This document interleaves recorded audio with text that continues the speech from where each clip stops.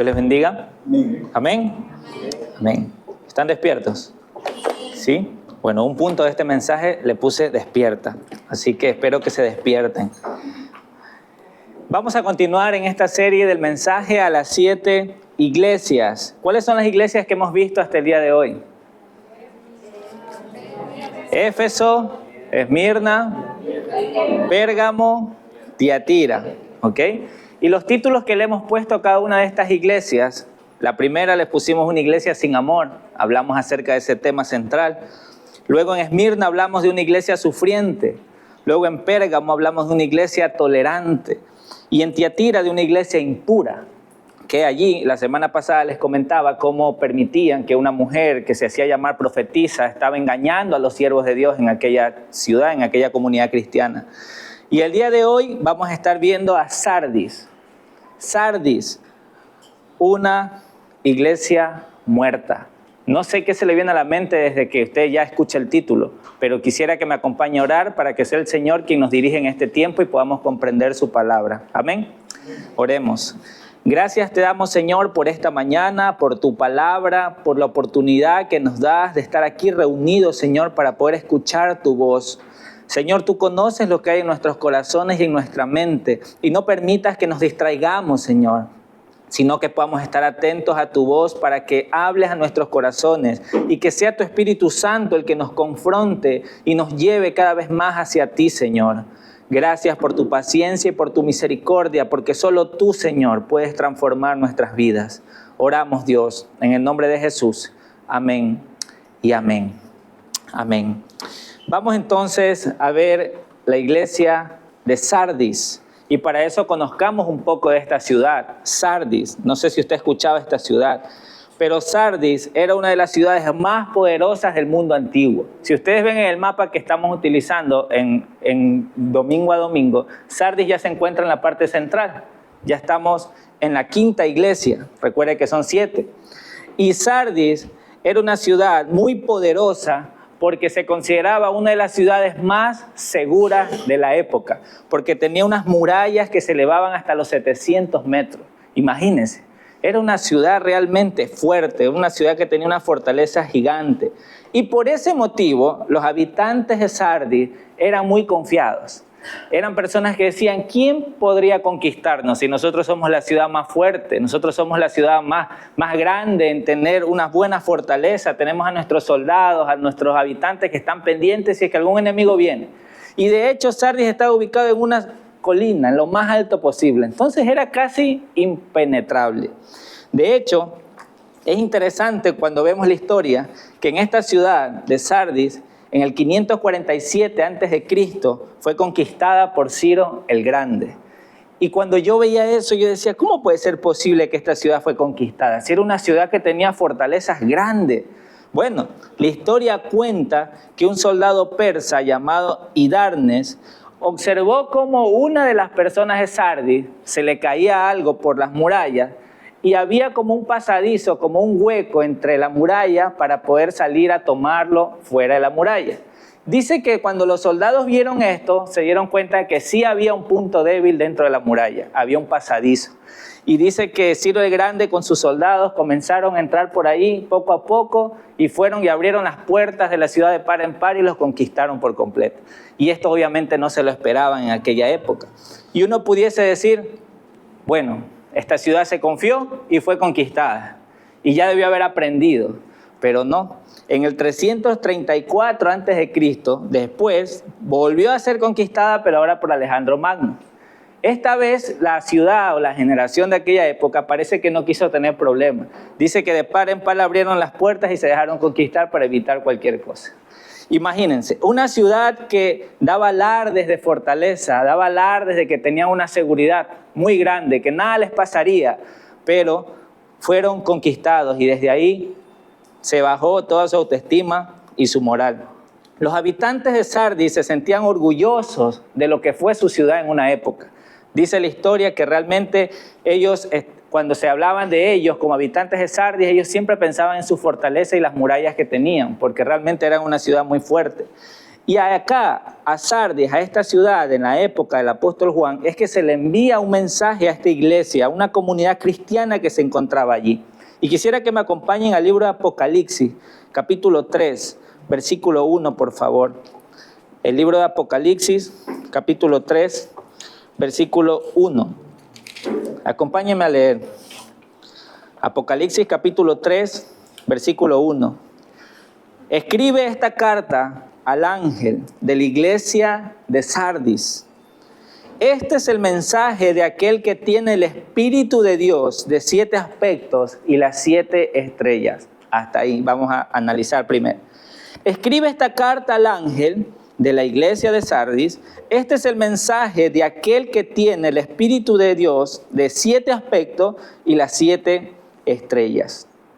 A ver, hermanos, recordemos algo. Desde la introducción hablamos de que en el libro de Apocalipsis hay varios simbolismos, hay varias figuras que pudiese ser un poco difícil de entender y a ciencia cierta decir, esta es la interpretación correcta y única acerca de tal pasaje. Pero, gracias a Dios, hay pasajes que son muy explícitos, son muy claros en la interpretación. Como cuando Jesús enseñó la parábola del sembrador y los discípulos dijeron, ¿y qué significa eso? Y el Señor mismo les dio la explicación del significado de esa parábola. Asimismo, vamos a ver en las Escrituras unos pasajes que nos dan de manera explícita qué significa esto del Espíritu de Dios de 7 aspectos y las 7 estrellas. Si nosotros recordamos, cuando hablamos de las 7 estrellas, esto es algo que ya se mencionó en Apocalipsis capítulo 1. Acompáñenme. Apocalipsis capítulo 1, versículo 20, nos dice, este es el significado del misterio de las 7 estrellas que viste en mi mano derecha y de los 7 candelabros de oro. Las 7 estrellas son los ángeles de las 7 iglesias y los 7 candelabros son las 7 iglesias.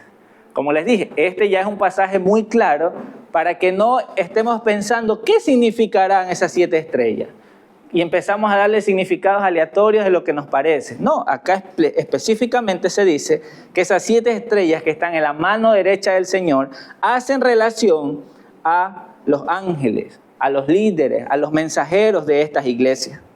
Y ahora debemos pensar en el espíritu de los 7 aspectos que dice ahí, porque dice que esta carta es enviada por este personaje. El espíritu de los 7 aspectos, hay muchos teólogos quienes dicen lo siguiente. ¿Sabía usted que en Isaías capítulo 11, versículos 2 y 3, para quienes están anotando, Isaías capítulo 11, versículos 2 y 3, se habla del Espíritu del Señor y se mencionan aspectos acerca de este Espíritu del Señor? Pero si usted ve en su Biblia, en NTV o Reina Valera, usted los empieza a contar, usted va a ver que son 6. Entonces, ¿cómo puede ser posible que los teólogos digan, no, pero ahí habla de los 7 aspectos? Lo que sucede es que hay una traducción llamada la Septuaginta, que fue una traducción desde el hebreo, desde el arameo hacia el griego, en el cual allí, en esa traducción de la Septuaginta se mencionan 7 aspectos, y los aspectos son los siguientes. Se habla ahí del Espíritu del Señor como un espíritu de sabiduría, un espíritu de entendimiento, un espíritu de consejo, un espíritu de poder, espíritu de conocimiento, espíritu de piedad y de temor.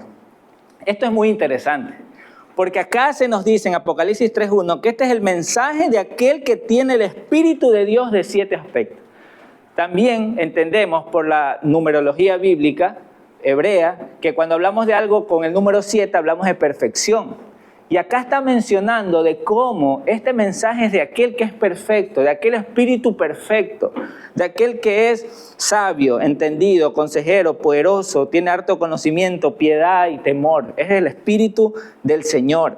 Y esto se menciona por primera vez en el libro de Apocalipsis, capítulo 1, versículo 4. Si usted lee esa porción, dice lo siguiente. Yo, Juan, les escribo esta carta a las 7 iglesias que están en la provincia de Asia. Gracia y paz a ustedes, de aquel que es, que siempre era y que aún está por venir. Y del espíritu de 7 aspectos que está delante de su trono. Acá habla del espíritu de los 7 aspectos. Y la otra mención en el libro de Apocalipsis es en el capítulo 5, versículo 6. Y acá de manera explícita ya se nos dice acerca de este espíritu. Apocalipsis 5:6, ¿lo encontraron? Dice en las Escrituras, Entonces vi a un cordero que parecía que había sido sacrificado, pero que ahora estaba de pie ante el trono y los 4 seres vivientes, y en medio de los 24 ancianos. Tenía 7 cuernos y 7 ojos, que representan los 7 aspectos del Espíritu de Dios, el cual es enviado a todas las partes de la tierra. Por eso muchos teólogos concluyen en que cuando habla de ese espíritu de los 7 aspectos, está hablando del mismo Señor, de sus ojos y de su soberanía, en que Él está al control y pendiente de todo lo que sucede en la tierra. No hay nada que se le escape de sus manos. Amén. No hay nada oculto delante de sus ojos. Por eso hasta este punto es necesario entender que a la iglesia de Sardis se le hacía memoria el que recuerden que quien les está enviando esta carta es aquel que es perfecto. Es aquel Espíritu de Dios que es totalmente perfecto y que Él, en su mano poderosa, hablando de la mano de Jesús, se encuentran esas 7 estrellas, que son los líderes, que son los ángeles de aquellas iglesias. Entonces, la iglesia de Sardis recibe esta carta, este mensaje, para entender que no es cualquier persona que les está escribiendo, no es cualquier profeta que les está anunciando algo, que les va a decir algo, sino que es el mismo Dios el que les va a dar un mensaje. Y qué duro es el mensaje que sigue. Apocalipsis 3:1 dice: yo sé todo lo que haces y tienes la fama de estar vivo, pero estás muerto. En Reina Valera dice: yo conozco tus obras, que tienes nombre de que vives, pero estás muerto. Qué duras palabras. ¿A qué se referirá el Señor? Y en este segundo punto quiero hablar acerca de una iglesia muerta. Tienes nombre de que vives. Tienes la fama de estar vivo, pero estás muerto. En otras palabras, dices ser algo que no eres. Y creo que ya a este punto debemos examinarnos, estando hoy acá escuchando este mensaje. Dices ser algo que realmente no eres. Este mensaje es para la comunidad cristiana que se encontraba en Sardis. Recordemos el contexto de esta ciudad. Se dice que sus habitantes eran muy orgullosos, eran muy alegres al recordar lo fuertes que eran como ciudad, como personas de esa ciudad. Y a esta iglesia, a esta comunidad cristiana se le dice: dices ser algo que no eres. Tienes nombre de estar vivo, pero realmente estás muerto. Hermanos queridos, las apariencias engañan. Y no basta con parecer cristiano. Es necesario vivir en obediencia, en comunión con Dios. Porque pudiésemos hoy aplicarlo a nuestra vida y decir: ¿a qué se referirá el Señor con esto? Tienes fama de estar vivo, pero estás muerto. ¿Usted se considera una persona así? ¿Será que este mensaje es para mí? ¿O solo era para los de Sardis? Y yo simplemente lo leo como que si no fuera para mí. Hay personas que pueden llamarse predicadores, profetas, líderes, apóstoles, pastores, diáconos, cristianos en general, pero se presentan por fuera o por título, pero en su corazón realmente pueden estar alejados del Señor. Por eso, hermanos, lo que realmente importa no es el título o el cargo que ocupes en la iglesia o en tu trabajo donde estés. Lo que realmente importa es el corazón que tengas delante del Señor y cómo estás, si realmente está limpio, está dando una verdadera adoración delante de su presencia. Queridos hermanos, examinémonos delante del Señor. No vaya a ser que nosotros decimos que estamos vivos, decimos que somos cristianos, pero en nuestro corazón realmente no hay una vida cristiana. Nuestra vida no está demostrando realmente las pisadas de Cristo. ¿Qué podemos hablar acerca de tener fama de vivo pero estar muerto? Quiero topar algunos puntos. Muchas personas tienen una fe muerta. ¿Sabes qué es una fe muerta? ¿Acaso puede existir una fe muerta? Yo cuando escucho esas palabras o las leo en las Escrituras digo: ¿cómo puede ser posible eso? Sí, Santiago lo menciona. Santiago capítulo 2, versículo 26 nos dice: así como el cuerpo sin aliento está muerto, así también la fe sin obras, sin buenas acciones está muerta. O sea que hay personas que pueden decir: yo tengo fe, yo creo, yo voy los domingos a la iglesia, yo me congrego 2 horas a la semana. Sí, yo leo el versículo que me sale en el celular. Sí, yo leo el versículo que está en los carros. Sí, yo soy cristiano. Pero en su vida puede ser que no están demostrando realmente esa fe en Cristo Jesús. Cuando hablamos de tener fama de estar vivo, pero estar muerto, quiero topar primero acerca de aquellas personas que dicen tener fe, que dicen tener fe en Cristo, pero con su vida, con sus obras, no demuestran aquello. Muchos dicen ser cristianos, pero sus vidas, sus prioridades, ojo con eso, sus prioridades no son buscar el reino de Dios y su justicia, sino es buscar un mejor puesto en su trabajo, sino es buscar un mejor puesto incluso en la iglesia, porque no podemos decir en un lado es mejor y en el otro lado es mejor. No, como les digo, se trata de cómo está nuestro corazón delante del Señor. Hay muchos cristianos que dicen tener fe, pero no dan fruto. Con su boca se llenan diciendo que son cristianos y que asisten un día domingo a una iglesia, pero durante la semana en su trabajo o en su comunidad, en su familia, ni saben que son cristianos, porque no lo demuestran. Es una fe muerta, una fe sin obras. Por eso la forma en cómo vivimos, hermanos, revela lo que creemos, lo que hay realmente en nuestro corazón. Hermanos, ¿cómo estás viviendo de lunes a sábado, los domingos que vienes acá? ¿Cómo realmente nos estamos presentando delante del Señor? Dices que tienes fe, qué bueno, pero demuéstralo con tu vida entonces. Demuéstralo con tus obras. La forma en cómo vivimos revela lo que creemos. No sé si ustedes han escuchado o han leído la vida de Abraham. Abraham se lo conoce como el padre de la fe. ¿Pero por qué? ¿Solo porque dijo que creía? No. Dios le dijo que haga algo. Y él no solamente dijo, Señor, yo te creo. Y siguió haciendo las cosas como él quería. Dijo, Señor, tú me envías, me toca hacerlo. Deja tu tierra y tu parentela. Y se fue donde el Señor lo estaba enviando. ¿Qué más? Abraham, el hombre de la fe, se le pidió que pueda sacrificar a su hijo amado, al hijo de la promesa. Y uno puede decir, pero Abraham tenía fe. Sí, pero él lo demostró con acciones. Él tomó a su hijo y se lo llevó al monte para poder sacrificarlo. Dice que el Señor detuvo su mano y le dijo, tranquilo Abraham, yo he visto tu fe. ¿Será que Abraham solo dijo que tenía fe? No, él demostró que tenía fe. Por eso es que no podemos llenarnos la boca hoy diciendo, tengo fe, pero seguir haciendo lo que nos parece. Tenemos que mirar las Escrituras y llevar una vida que realmente agrade al Señor. Hermanos, por acá podemos decir que tenemos fe, pero no somos capaces de ayudar a nuestros compañeros de trabajo en alguna necesidad que tengan. Decimos tener fe, que asistimos a la iglesia, pero no creemos que Dios pueda transformar a nuestra familia. Y entonces dejamos de predicarles, porque ya lo hice algunos años y no hay cambio. Dejamos de predicar. No hay fe. No, pero yo sí tengo fe que Dios puede obrar. Sí, ¿estás predicando entonces? ¿Estás abriendo tu boca a tu familia y le estás diciendo que se arrepientan de sus pecados? ¿Realmente lo estás haciendo? Ahí demuestras que hay fe en tu corazón. No solo es decir estoy orando, es decir estoy orando y estoy actuando para que Dios pueda mostrar su poder. Nosotros decimos que tenemos fe y no somos capaces de confiar en Dios cuando ya se acerca el fin de mes y vemos que no alcanzan las cuentas. O ya ahorita en quincena estamos viendo y no me va a alcanzar. No voy a llegar. ¿Qué hago, Señor? Voy a orar nomás. Claro, ora, pero sigue trabajando. Deja que Dios provea, deja que Dios prospere. Pero decimos que tenemos fe. Y ahí estamos afanados, angustiados, creyendo que no se van a resolver aquellas cosas. Decimos que tenemos fe y no somos capaces de brindarle un almuerzo a alguien que necesita. Porque no, esto tengo que guardarlo de aquí porque en un mes yo no sé si voy a tener o no. Y decimos que tenemos fe. Santiago habla muy duro acerca de esto. ¿Cómo puede ser posible que tengas fe y no le des de comer o de vestir a tu hermano que lo tienes al lado? Ayúdalo, dice Santiago. Ayúdalo. Hermanos queridos, ¿cómo puede ser posible que digamos tener fe, pero andamos preocupados por el qué va a pasar mañana, el otro mes, la otra semana? Hermanos, y no soy alguien perfecto diciéndoles estas cosas como que, ustedes son y yo no. A mí también me pasa, hermano. Claro que sí.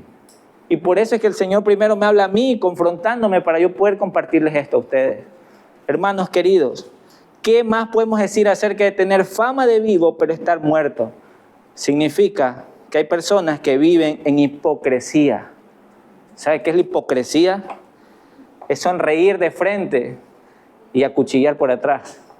Es realmente estar aparentando algo que no eres. Mateo capítulo 23, versículo 27, la palabra del Señor dice, ¿qué aflicción les espera, maestros de la ley religiosa y fariseos, hipócritas? Pues son como tumbas blanqueadas, hermosas por fuera, pero llenas de huesos de muertos y toda clase de impurezas por dentro. ¿A quién le está diciendo esto el Señor? A los líderes, a los religiosos, a los que se supone que tenían que compartir la verdad de la ley al pueblo, a los que tenían que enseñar. Y si hoy usted se considera un cristiano, si usted se considera alguien que tiene fe en Cristo, usted también es responsable de compartir el evangelio a otra persona. Esto también es para usted. Cuidado, y está siendo un hipócrita, mostrando por fuera algo que no tiene por dentro. Cuidado, está queriendo aparentar algo que no es, diciendo, no, es que yo voy a la iglesia el domingo para que no me digan nada, pero de lunes a viernes hago lo que me da la gana. Hermanos, cuidado, porque puede ser que nosotros decimos que somos cristianos, pero estamos tratando de averiguar qué tanto alcohol debo tomar para no emborracharme, porque el pecado no es eso, sino es emborracharse. O si no, somos aquellos que estamos averiguando hasta qué momento puedo tocar a mi enamorada, a mi novia, aunque no es mi esposa todavía, pero ¿será que la puedo besar? ¿Será que la puedo tocar? ¿Será que puedo hacer algo? Porque no, yo no quiero pecar, pero estamos tratando de averiguar ese tipo de cosas para ver hasta dónde podemos llegar. ¿En serio? ¿Cristianos haciéndose esas preguntas? Estamos queriendo escuchar música que no nos ayude en nuestra relación con Dios, pero no, el ritmo está pegajoso, el ritmo está bonito, es la música del momento. Mis amigos lo escuchan, yo también lo escucho. Y empezamos a involucrarnos en ese tipo de cosas, diciendo que tenemos fe, diciendo que somos cristianos. Decimos que somos cristianos y no somos capaces de perdonar a aquellos quienes nos han ofendido. Decimos, no, eso que lo perdone otro. O típico, que lo perdone Dios. Yo no lo voy a perdonar. ¿En serio? Si Dios te manda a perdonar también a aquellos que te ofenden. O si no, somos hipócritas al sonreírle a las personas a nuestro alrededor, pero a las espaldas estamos hablando mal de ellos. Estamos hablando mal de cómo se visten, de cómo hablan, de cómo están actuando. O si no, le hacemos la de Judas, a los líderes, a los pastores, a los diáconos, en las iglesias, hablando a las espaldas de sus errores. Y no somos capaces de decirle, pastor, quiero hablar con usted. O al líder, quiero hablar con usted. Sino que por atrás estamos hablando con otros hermanos, con otras personas, y empezamos a tener una vida de hipocresía en la misma iglesia. Hermanos, la iglesia de Sardis recibió este mensaje. Tienes fama de estar vivo, pero estás muerto. ¿Ese mensaje será para mí? ¿Será para usted? Es tiempo de examinarnos. ¿Acaso usted tiene fama de ser cristiano, pero su vida es una desgracia completa? Como dice acá el Señor Jesús, por fuera te muestras como un sepulcro blanqueado, hermoso, lleno de flores, reluciente, con lucecitas. Pero por dentro hay huesos que apestan, es una podredumbre. ¿Cómo estás delante del Señor? ¿Cómo te presentas delante de las personas? ¿Tú le sonríes y luego por atrás hablas mal? Cuidado, hermanos, porque la hipocresía es algo que nos puede pasar a cualquiera. Así que es necesario estar atentos. Queridos hermanos, también puedo hablar acerca de una vida cristiana improductiva. El hecho de decir que estamos vivos, pero realmente estamos muertos, puede hablar de una vida cristiana improductiva. Quiero que me acompañen a 2 de Pedro, capítulo 1, versículos del 5 al 9. 2 de Pedro, capítulo 1, versículos 5 al 9. La palabra del Señor nos enseña: en vista de todo esto, esfuércense al máximo por responder a las promesas de Dios, completando su fe con una abundante provisión de excelencia moral. La excelencia moral con conocimiento, el conocimiento con control propio, el control propio con perseverancia y la perseverancia con sumisión a Dios. La sumisión a Dios con afecto fraternal y el afecto fraternal con amor por todos. Versículo 8. Cuanto más crezcan de esta manera, más productivos y útiles serán en el conocimiento de nuestro Señor Jesucristo. Pero los que no llegan a desarrollarse de esta forma son cortos de vista o ciegos y olvidan que fueron limpiados de sus pecados pasados. Acá Pedro está siendo claro. Hermano, si tú dices que tienes fe, no te quedes solo con eso que dices. Esfuérzate en conocer más a nuestro Señor Jesús y agrégale cada una de estas cosas que están aquí. Excelencia moral, conocimiento, control propio, perseverancia, sumisión a Dios. Ejercítate en la fe. Conoce más a tu Señor. No solo digas que eres un cristiano, realmente vive como un cristiano. Si no, mejor ni lo digas. Por eso yo he conocido personas en este corto caminar que tengo, que yo le digo, ¿conoces al Señor? Sí. ¿Asistes a una iglesia? Sí. ¿Y eres un cristiano? No. ¿Por qué? Es que yo realmente no hago lo que el Señor me dice. Yo sí voy a una iglesia, pero no lo hago. Ok, no lo digas entonces. No eres aún un cristiano. Pídele al Señor que te haga nacer de nuevo. Pídele al Señor que te dé la convicción de pecado. Arrepiéntete y deja que Él convenza de que realmente le pertenece. Y ahí vas a ver una vida transformada. Pero mientras tanto, no hagas quedar mal a los cristianos. Porque hermanos, si bien es cierto, todos somos imperfectos. Aún los que nos decimos que somos cristianos, somos imperfectos, sí. Pero reconocemos que hay alguien que nos perdona y nos compró a precio de sangre. Y por eso perseveramos. Amén. Por eso perseveramos. Pero hay de aquellos que solo dicen con su boca que son cristianos, pero detrás están engañando a sus esposas. Están engañando a su jefe, mintiendo en su trabajo. Están haciendo cosas que no le agradan al Señor y dicen ser cristianos. Mejor no lo diga. Mejor deje que el Señor obre en su corazón y que lo transforme y lo haga una nueva criatura.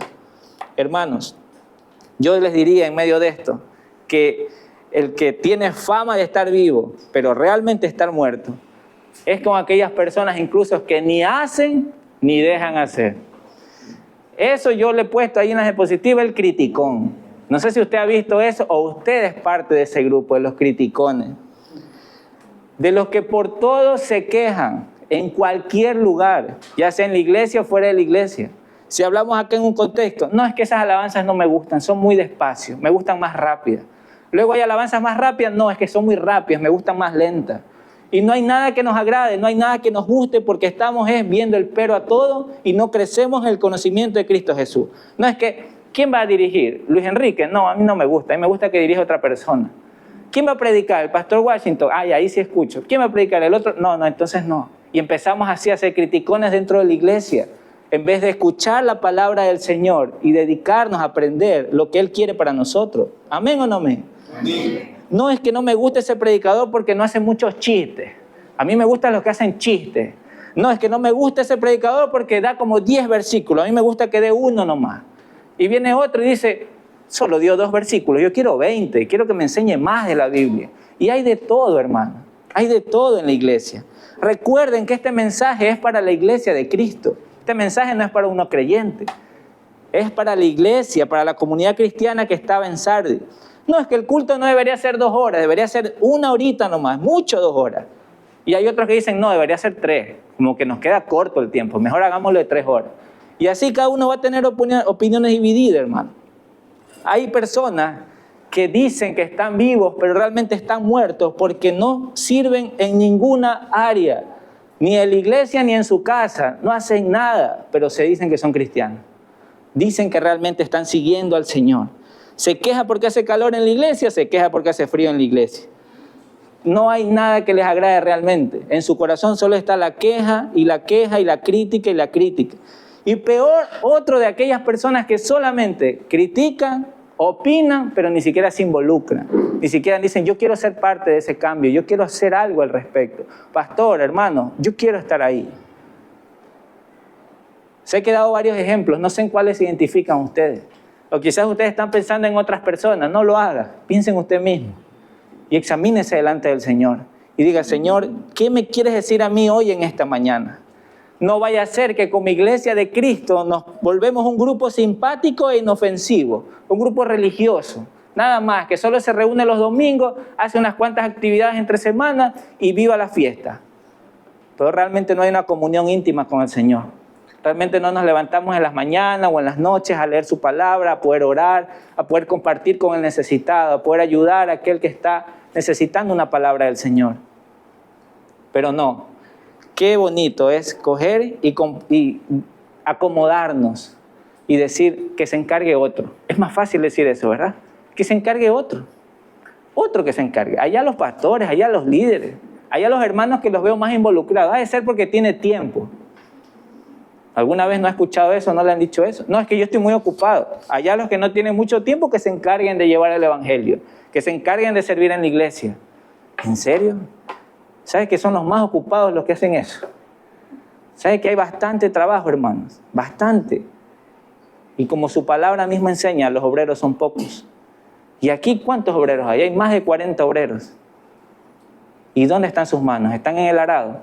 ¿O simplemente están viendo cómo otro está arando? Tienes fama de estar vivo, pero estás muerto. Tienes fama de que eres un cristiano, pero no se ve que realmente eres un cristiano. Eso es lo que el Señor nos enseña en su palabra. Queridos hermanos, nos comenzamos a convertir en una luz que está escondida, en una sal que no sala. Estamos ahí, Dios ya nos ha transformado, tú dices, yo sí tengo fe, Cristo es mi Señor y mi Salvador, pero estás escondido. Cuando hay que predicar, dices, no, yo no sé cómo hacerlo, me voy. En vez de decir, yo quiero aprender, no sé ni cómo hacerlo, pero enséñenme, quiero hacerlo. Vamos a evangelizar. No, yo no puedo hablar con nadie, yo no sé, a mí me da cosas, me da miedo, me da nervios. En vez de decir, alguien me puede enseñar, sé que hay que hacerlo, es un mandato de mi Señor. Enséñenme, pastores, líderes, enséñenme. Hay personas que dicen, ay, pero es que esta iglesia como que no está haciendo todo lo que yo esperaría que haga. Sí, pero ¿y lo que ya está haciendo? ¿Usted se está involucrando? ¿Usted está haciendo parte? Como les digo, o son realmente aquellas personas que dicen algo, pero realmente ni siquiera quieren ser parte de esa solución o de eso nuevo que se quiere hacer. ¿Saben por qué les digo eso, hermanos? Porque es fácil hablar, facilito criticar, es fácil levantar la voz, pero es difícil involucrarse y comprometerse en algo. Por eso en la iglesia se maneja algo que se llama la membresía. Aquellos quienes dicen, yo soy miembro de esta iglesia, se comprometen a servir realmente en esta iglesia. Y aquellos que dicen, no, yo solo escucho, yo solo cuando puedo vengo, yo solo cuando puedo ahí estoy. Hermano, yo le animo a que deje de tener esa fama de que está vivo pero está muerto, sino que realmente esté vivo, que su vida, que su fe demuestre con sus obras todo lo que el Señor hace en usted. El tercer punto de este mensaje le he llamado despierta. Incluso hay algunos aquí que los veo que ya están como que se quieren dormir. Hermano, ¿en serio no se puede esforzar un poco más para escuchar el mensaje? Apocalipsis 3, de 2 al 3, ¿qué nos dice? Despierta, fortalece lo poco que te queda, porque hasta lo que queda está a punto de morir. ¿Se da cuenta de lo que dice aquí? Veo que tus acciones no cumplen con los requisitos de mi Dios. Vuelve a lo que escuchaste y creíste al principio y reténlo con firmeza. Arrepiéntete y regresa a mí. Si no despiertas, vendré a ti de repente cuando menos lo esperes, como lo hace un ladrón. ¿Con qué palabra comienza aquí? Despierta. ¿Cuáles son las palabras utilizadas acá? Despierta, fortalécete, vuelve a lo que escuchaste y creíste, retén con firmeza la palabra, arrepiéntete y regresa a Él. 5 cosas que espero que se las aprenda. 5 cosas. Hermanos, nosotros somos muy fáciles de caer en la complacencia y la comodidad. Somos muy fáciles. Como les digo, que otro lo haga. Que otro lo haga. O yo desde acá sentado critico todo lo que los otros hacen, pero yo no me involucro. Yo no me meto. Allá otro será. Sardis, recuerden que era una ciudad impenetrable. Era una ciudad que nadie podía entrar a conquistarla. Nadie. Pero fue conquistada, porque sí tenía una falla. Sardis no había reconocido que tenía una falla. Así mismo, muchas veces nosotros no reconocemos que hay cosas por mejorar. Nos creemos los fuertes, los religiosos, los cómodos, y somos presa fácil del enemigo, de Satanás, y cuando viene una tormenta, ahí tambalea nuestra fe, y ahí estamos llorando realmente, porque no vemos esperanza. Hermanos, lo mismo nos puede estar pasando a nosotros. Por eso, si el Señor te dice que despiertes, ¿por qué será? Porque estás dormido. ¿A quién despiertas? ¿Alguien que está dormido? ¿O sabes qué? Alguien que está medio dormido también. ¿A usted no le ha pasado que usted se empieza a dormir y 3, 4, 5 minutos alguien viene y lo despierta? Es como que un poco feo a veces, ¿no? Así mismo el Señor, no sé cuántos meses o cuántos años usted lleva medio dormido. Yo no sé. O está dormido por completo. Yo no lo sé. Creyendo que solo asistiendo a una iglesia eso es suficiente. Solo escuchando un mensaje por YouTube, eso es suficiente. Cuando usted debe entender que necesita involucrarse con el cuerpo de Cristo, tener un compañerismo, tener una fe viva entre hermanos para poder cumplir la misión de Dios, a donde quiera que el Señor envíe la iglesia y a los obreros presentes. Hermanos, si el Señor dice fortalécete, es porque estás débil. No nos gusta reconocer nuestras debilidades. Nos creemos que no nos va a pasar a nosotros, eso le pasa a otros. A otras iglesias le pasa, pero a mí no. Somos débiles y necesitamos que Dios nos fortalezca. Si Dios dice que vuelvas, ¿por qué será? Porque estás alejado, estás lejos. ¿Qué tan lejos te consideras el Señor? 1, 2, 3. Yo digo multiplícalo por 10 para que veas la gravedad del asunto. No debemos estar lejos del Señor. Si usted dice que es cristiano, debe permanecer en el Señor, cerca del Señor. Amén. No es algo de negocio, no. Señor, espérame un ratito aquí, que yo me voy acá un ratito a distraer en el mundo. Ahora sí, Señor, voy a regresar porque tú dices que vuelva a ti. Este es un mensaje de exhortación, hermanos, a la iglesia que decía que estaba viva, que tenía nombre de que está viva, pero estaba espiritualmente muerta. Y si el Señor dice que retengan con firmeza, retén, esa palabra la vimos en el mensaje pasado. Es el tema de poder realmente sujetar. Si dice que retengas es porque no has estado reteniendo, has estado aflojando. Aflojando. Y has permitido que filosofías, pensamientos y el mundo mismo entren en tu corazón y en tu mente creyendo que es lo correcto. Pero cuando tú retienes con firmeza la palabra del Señor, es Dios mismo quien te convence de que debes alejarte del mundo. No es el pastor, no son los líderes. Es el Señor quien por medio de su Espíritu Santo te transforma y te enseña aquellas cosas que tú creías que estaba bien, te das cuenta de que estaban mal y que necesitas volver al Señor. Y si el Señor te dice arrepiéntete, esa palabra arrepentirse tiene que ver con que no reconocemos que estamos mal. No reconocemos. Cuando el Señor nos dice arrepiéntete, Luis, es porque yo no estoy reconociendo que estoy mal y me está haciendo que reconozca mi pecado. Si el Señor hoy le dice a usted arrepiéntase, es para que reconozca su pecado. No es solo para que escuche y ahí se quede. Es para que usted le diga, Señor, reconozco mi pecado y quiero que me perdones. Ya no quiero seguir así. Ya no quiero estar en esta situación. No quiero decir que te estoy siguiendo, pero mi vida no lo está demostrando. Cuando puedo, voy a la iglesia. Cuando puedo, leo la Biblia. Cuando puedo, oro. Esa no es la vida de un cristiano, hermano. La vida del cristiano es permanecer apegado a Jesucristo de día y de noche. Ya sea que esté en su trabajo, esté con su familia, esté en la iglesia local, siempre estando con Jesucristo. Amén. Queridos hermanos, hay personas que pueden decir, pastor, pero yo todavía tengo tiempo. Es verdad lo que usted dice, pero más después, quizás en un añito, en unos 2 añitos, todavía tengo algunas cosas que hacer, algunas cosas que quisiera planificar. A mí me han dicho ese tipo de cosas, yo le he dicho, ¿en serio? ¿Cuánto tiempo crees que te queda? No sé, aquí un par de años, pues unos 10 años, unos 20 años. Ah, ¿en serio crees que te queda todo ese tiempo? Bueno, parece que tú sabes más que todos nosotros, Dios te está iluminando más. Pero ninguno de nosotros sabe el día en que va a partir de este mundo, solo el Señor. Y por eso es que en su palabra, cada vez que se habla del evangelio, del arrepentimiento, se le dice el día de salvación es hoy, no es mañana. Si hoy tienes que pedirle perdón a tu esposo, a tu esposa, a tu papá, a tu mamá, es hoy, no es mañana. Si hoy por medio de este mensaje comprendes que debes de abandonar esa vida tibia, esa vida fría, lejos del Señor, aunque con tu boca dices que eres cristiano, entonces hoy debes arrepentirte, no es mañana. No es el otro mes.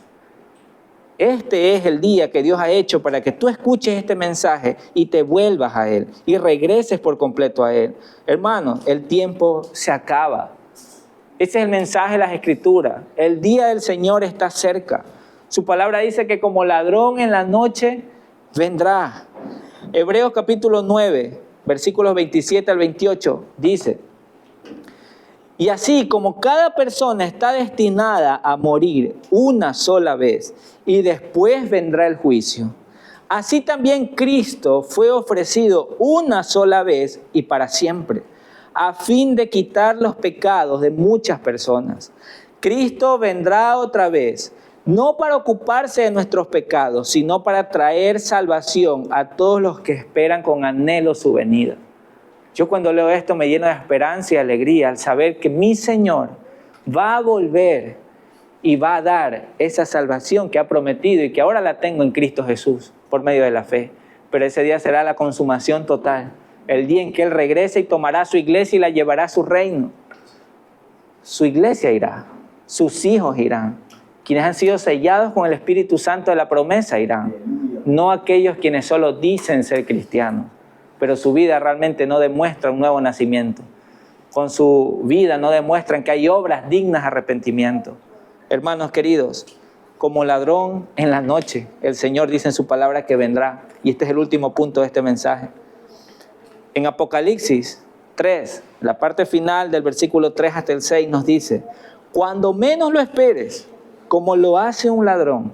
Sin embargo, hay algunos en la iglesia de Sardis que no se han manchado la ropa con maldad. Ellos caminarán conmigo vestidos de blanco porque son dignos. Todos los que salgan vencedores serán vestidos de blanco. Nunca borraré sus nombres del libro de la vida, sino que anunciaré delante de mi Padre y de sus ángeles que ellos me pertenecen. Todo el que tenga oídos para oír debe escuchar al Espíritu y entender lo que Él dice a las iglesias. Hermano, el regreso del Señor es inminente. Él va a venir, Él cumple sus promesas. Por eso es que el día de salvación es hoy. Algunos en la iglesia de Sardis procuraban no ser de aquellos muertos. Sí habían personas en esta comunidad cristiana quienes se esforzaban por conocer a su Señor. Se esforzaban por demostrar con su vida la fe que decían tener. Ellos se esforzaban por cada día perseverar en conocer a su Señor, a su Salvador, aquel que los rescató del pecado. Ellos se esforzaban. Y su palabra menciona de que ellos son vencedores. Realmente ellos serán vestidos de blanco. Y cuando habla de ser vestidos de blanco, hace referencia a esa santidad maravillosa que el Señor va a dar por completo a aquellos quienes han perseverado hasta el final. Eso es hermoso, hermanos, porque los cristianos que estamos aún en esta tierra entendemos que tenemos una lucha día y noche con el pecado que aún mora en nosotros. Entendemos que no debemos darle rienda suelta a la carne, sino que por medio del Espíritu de Dios debemos hacer morir aquellas obras de la carne. Es el poder de su Espíritu Santo el que nos va a ayudar a perseverar hasta el fin. Pero la pregunta es, ¿yo estoy buscando al Señor para eso? ¿O simplemente digo que soy cristiano? Hablo que estoy vivo, pero en mi corazón estoy muerto.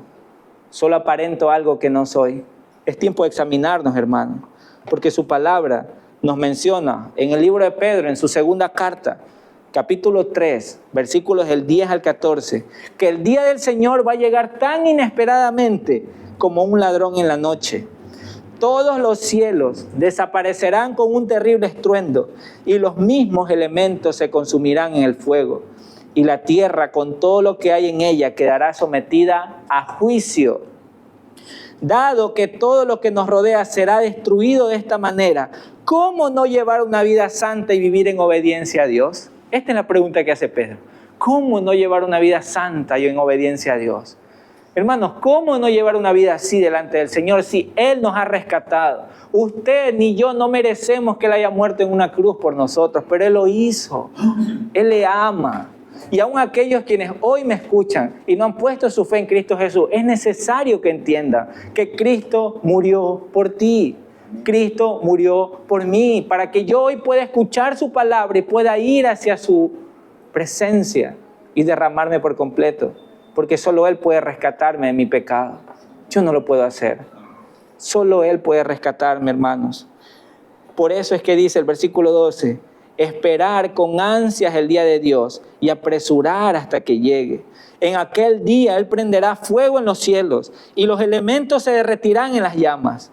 Pero nosotros, dice Pedro, nosotros, los cristianos, los que perseveramos, esperamos con entusiasmo los cielos nuevos y la tierra nueva que Él prometió, un mundo lleno de justicia de Dios. Por lo cual, queridos amigos, mientras esperan que estas cosas ocurran, hagan todo lo posible para que se vea que ustedes llevan una vida pacífica, que es pura e intachable a los ojos de Dios. Entonces el Señor va a venir. ¿Qué debo hacer hasta que Él regrese?